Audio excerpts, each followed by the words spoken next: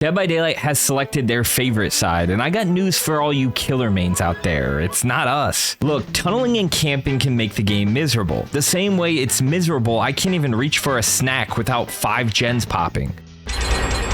So when Behavior announced they're going to be rolling out a ton of changes to make the Survivor experience better, you can't blame me for getting a little jealous. It's like waking up early on Christmas morning just to realize your siblings got all the gifts. Oh, but don't worry, there's some socks in your stocking for you. I'm happy for survivors. The changes themselves probably make the game less frustrating for them, especially new survivors. The issue is, I feel like the devs failed to identify the real problem. Let's go into the lab with a little analysis. Dead by Daylight players are leaving, and the devs are saying the main reasons are tunneling, camping, and slugging. But let's take it further. I polled hundreds of killer mains, and it's pretty clear people use tunneling, slugging, and camping as a form of pressure. And what is the actual problem that Behavior needs to address? The problem is that these 3 actions are the best method for applying pressure. So if you want to stop players from leaving, who are pissed about getting tunneled, from killers who are trying to put pressure on survivors, you need to create a new method, a more fun method for all sides for killers to apply pressure. And that's no easy task, but in this video we're going to try to come up with some fun ideas. We're also going to look at the new killers coming to 2v8 and the killer that's getting taken out of 2v8, and finally the one change to Dead by Daylight that I think everyone's excited for. All that and more, but now it's time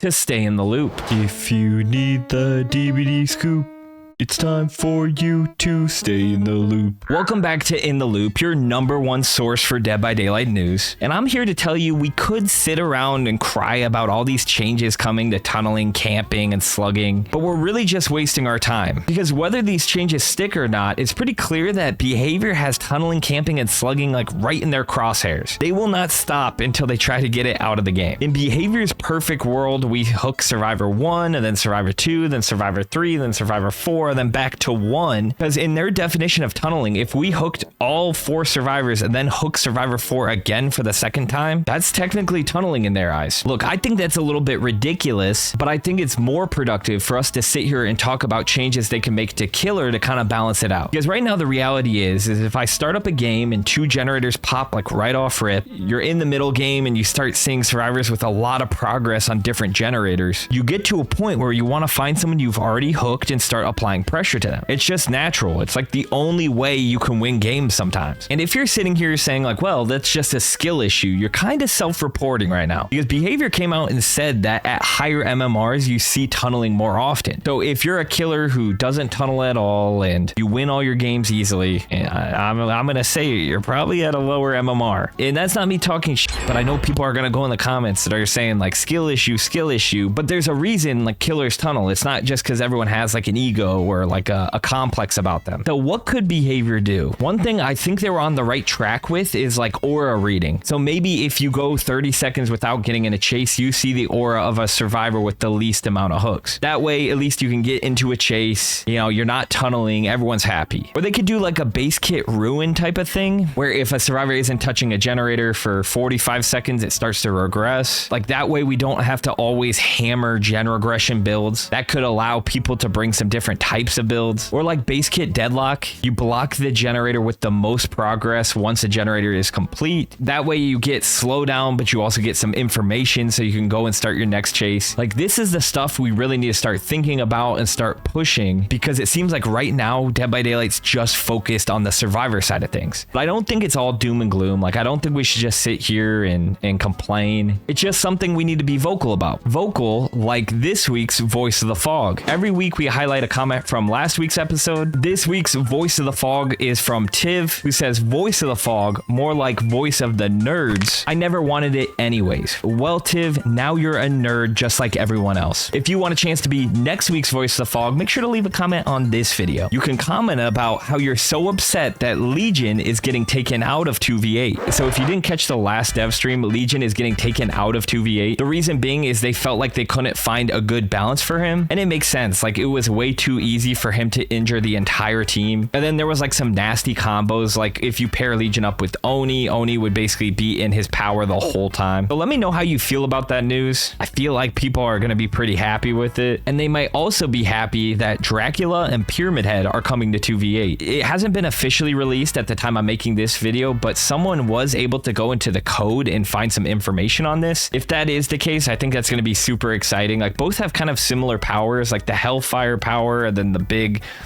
sword knife thing is like kind of similar. I want to see how many survivors I can line up and see if you can knock them down at the same time. I think that's going to be a lot of fun. 2v8's coming November 6th, so be on the lookout for that. And you're also going to want to watch for this week's Hooked Highlight. This week's Hooked Highlight comes from Great Valoo, who had an insane flashlight save. This actually came from an open lobby while I was live on twitch.tv, and while Valoo was unhooking me, he noticed a Plague going to pick up a survivor. Well, because Plague is so tall, her head like stuck over the tile, and Valoo was able to get the flashlight stun. Pretty insane play, and I'm sure Valoo is just thankful it wasn't like Freddy, who's like super short. For your chance to be next week's Hooked Highlight, make sure to join the Discord and drop your clip. And there's always like people meeting up to play Survivor or doing custom, so if you're tired of playing by yourself, the Discord is a great way to never have to again. The same way, I'm not gonna have to look at these red scratch marks anymore. Dead by Daylight is testing out a beta where you can change the color of your scratch marks, and this seems to be the one thing people actually agree on. This is a great change, and I know people have been asking about this for a while now, because it can be tough on certain maps to see the red scratch marks, but now you can change them in-game in real time. So if you go onto a map and you don't want them to be green, you want them to be white, you can change it to white, but then maybe flip back to blue for the next game. Super cool stuff. I can't wait to turn it pink to keep it in line with like the Straz brand, but let me know in the comments what color you're gonna make your scratch marks. That change is gonna be happening soon, and to find out what else is on the way, we have our fog forecast. Thanks, Straz. This week is blood points, blood points, blood points. We have the Blood Rush 1.5 times multiplier for the remainder of the Haunted by Daylight event, so make sure you're taking advantage of this multiplier and racking up the blood points. If you need a great build to rack up blood points, H Phoenix just dropped his blood point farming 5.0 build. This is like the only build I use when I'm playing Survivor. Like, I want to make sure I'm maxing out my blood points every game, and his builds are the builds I always use to help get my characters to P100. So I'm gonna leave his Twitter in the description. You're gonna want to check those builds out, and you're gonna want to check out the 9.3 PTB, which drops November 4th. A lot of the changes I've talked about in this video thus far are dropping in the PTB, and then 2 days later on November 6th, they have the 2v8 event. Oh, and I know I talk about it every time, but we can't forget October 31st, Blighted Springtrap. A lot of cool stuff coming up.